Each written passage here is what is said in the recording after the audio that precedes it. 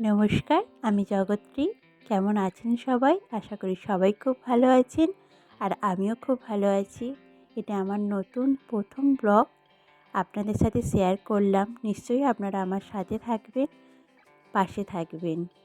তো আজকের ব্লগে আমি চলে এসেছি আমার দিদির বাড়িতে। দেখতেই পাচ্ছেন আমার ছোট্ট ছেলে, তার বয়স হলো 1.5 বছর, ওর নাম ঋষি। তো ও এখানে এসে খুবই খেলাধুলা করছে, আর আমি দৌড়াদৌড়ি করছি ওর পিছনে। খুবই দুষ্টু ছেলে, খুবই চঞ্চল। এই বয়সটা অবশ্য চঞ্চলই হয়ে থাকে।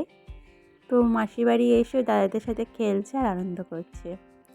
আর এসে দেখলাম এখানে একটা নতুন ফুল হয়েছে। দেখতেই পাচ্ছেন, এই ফুলটার নাম কি কেউ জানেন? আমি বলে দিচ্ছি।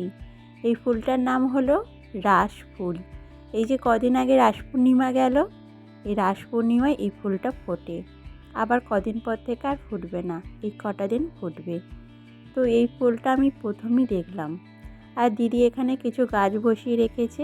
এই যে জবা ফুল গাছ আছে, তারপর উচ্ছে গাছ আছে।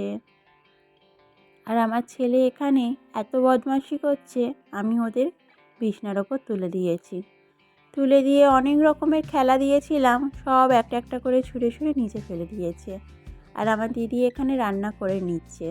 ফুলকপি আলু আগে ভেজে নিয়ে একটু মাছ দিয়ে ঝোল করবে, আর একটু উচ্ছে আলু ভাজা করবে, আর ডাল করেছিল।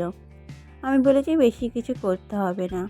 দিদির 2টো ছেলে, আমার একটা ছেলে, 3 ভাই মিলে আমাদের মাথা খারাপ করে দিয়ে রাখছে। তো যাই হোক, আমার জামাইবাবু গেছে এখন কাজে। দিদি, আমি আর 3 ছেলে এই চলছে সারাদিন। আর আমার ছেলে তো ভীষণ দুষ্টু, গাড়ি নিয়ে খেলা করছে, একটা করে আর একটা করে মেঝেতে ফেলে দিচ্ছে। আর এখানে চলে এসেছি আমার দিদির ছোট ছেলে, ওর নাম হলো বর্ণার্ঘ। তো ওকে আমরা বাড়িতে সবাই বুবু বলেই ডাকি। তো ওকে একটুখানি সর্ষের তেল মাখিয়ে স্নান করিয়ে দেবো। সর্ষের তেল মাখলে শীতকালে ওদের স্কিনটাও ভালো থাকে, আর বিশেষ করে এই জন্যেই মাখানো সর্ষের তেলটা, ঠান্ডাটা কম লাগে। সর্ষের জিনিস সব কিছুই ভালো। বড়রা বলে থাকে খুব ঠান্ডা লাগলে একটু সর্ষে বাটা দিয়ে গরম ভাত খাবে, অনেকটাই ঠান্ডা কমে যাবে, সর্দিটা কম হবে। তেমনই সর্ষের তেল মেখে যদি বাচ্চাদের স্নান করানো যায়, তাহলে গায়ে জলটা বসে না আর সর্দিটাও হয় না। সেই জন্য ভালো করে সর্ষের তেল মাখিয়ে দিচ্ছি। অবশ্য এখন আর সর্ষের তেল আগের মতো নেই, অনেক বাচ্চাদের র্যাশ বেরোয়। তো যে সকল বাচ্চাদের র্যাশ বেরোয় তাদের না মাখাটাই উচিত, কিন্তু এদের গায়ে কোনো র্যাশ বেরোয় না, সর্ষের তেলটা শ্যুট করে গেছে। ওই জন্য এদের গায়ে মাখিয়ে সর্ষের তেল মাখিয়ে স্নান করাই। আমার ছেলেকেও সর্ষের তেল মাখিয়ে স্নান করাই, যাতে সর্দিটা কম হয়।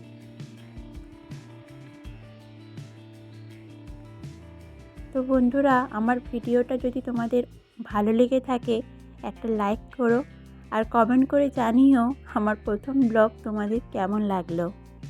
আর সাবস্ক্রাইব করে আমার চ্যানেলটির পাশে থেকো, যাতে আমি ইউটিউবে একটু নিজের জায়গা করে নিতে পারি। এখন প্রতিটি মেয়েরই একটা পরিচিতির খুব প্রয়োজন, আর তার জন্য আমি একটা প্ল্যাটফর্ম খুঁজে নিয়েছি। আশা করি আপনারা সকলে আমার পাশে থাকবেন।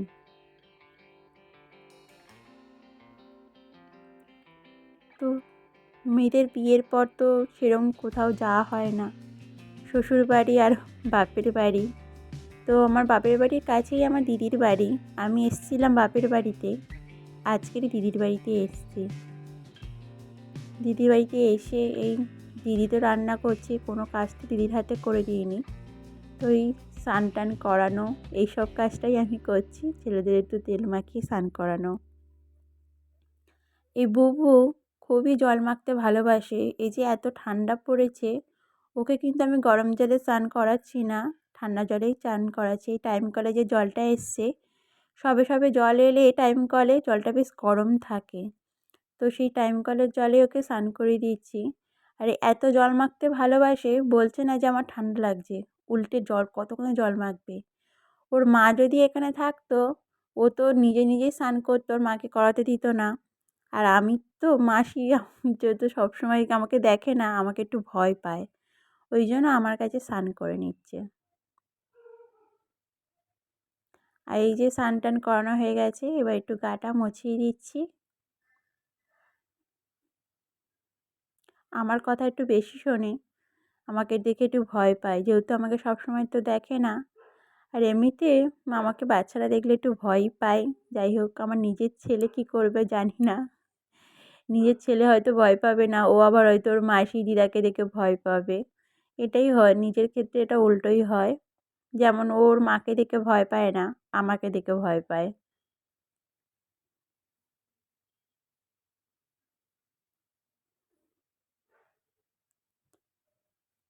এবার দিদি তো রান্না করছিল, করতে করতে একটু অন্য কাজে গেছে, সেই জন্য একটু উচ্ছে আলুটা বসিয়ে দিয়ে গেছিলো।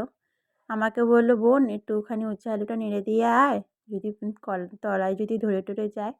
সেই জন্য আমি এলাম, আবার একটু উচ্ছে আলুটা নেড়ে দিচ্ছি। এসে দেখি কি না একটু উচ্ছে আলুটা ভাজা হয়েই গেছে। খুন্তি দিয়ে আমি কেটে কেটে দেখে নিচ্ছি, সিদ্ধ হয়ে গেছে আলুটা, উচ্ছেও সিদ্ধ হয়ে গেছে। তো আমি তাই জন্য ভাজাটা নামিয়ে গ্যাসটা একেবারে অফ করেই চাপা দিয়ে রেখে যাব। যদি একটুখানি ভাজা জিনিস হওয়ার পর যদি একটু চাপা দিয়ে রাখি, যদি কিছু কিছু আলু বা উচ্ছে যদি সিদ্ধ নাও হয়ে থাকে, ওই ভাপে যে আমি ঢাকা দিয়ে রাখবো গরম জিনিসটা, সেই ভাপে সিদ্ধ হয়ে যাবে। যেন গ্যাসটা একেবারে অফ করে চাপা দিয়ে রেখে দিলাম।